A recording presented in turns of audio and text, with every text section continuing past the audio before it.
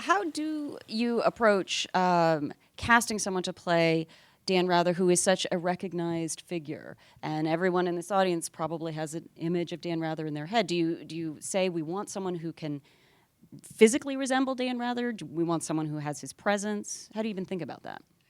I always wanted Robert Redford, and it was I knew him a little bit because I'd written a screenplay that he was supposed to direct before this. So I'd spent a little bit of time with him, and then when I met Dan, I just knew that they have a similar quality about them. They don't sound alike, they don't look alike, but they both kind of occupy this place sort of in the American firmament of they both were, voices that came from our living rooms as we grew up.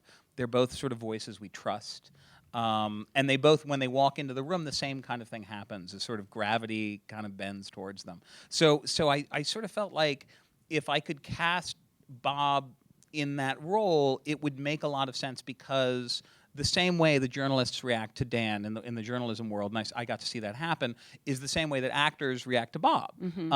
Is it's sort of like, he's there. It's like you hear the sort of the whispers when he walks into a room. Right. And so it that was kind of the idea of casting a legend to become a legend.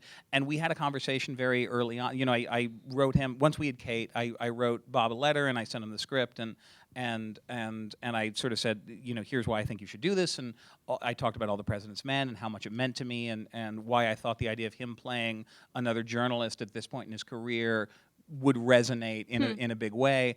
And I was amazed that he said yes.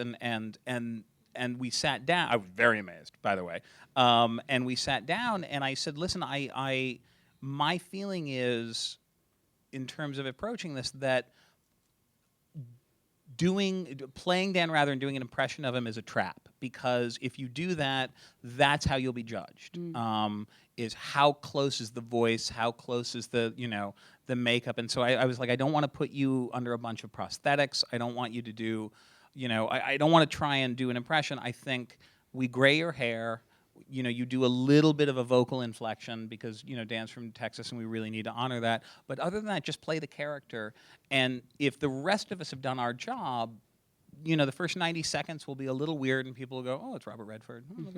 And then the movie will kick in and hopefully people will be sort of taken on that journey. And he was completely down to sort of do it that way. And I certainly credit him because, he's a guy who does not need to do this and fail at this. You know what I mean? Like, he's Robert Redford. He's done it all. So that, the last thing he needs to do is to attempt to play, a really recognizable person and not do well at it. So I really think it's a credit to him for wanting to do this story and tell the story and take on this role and take that risk.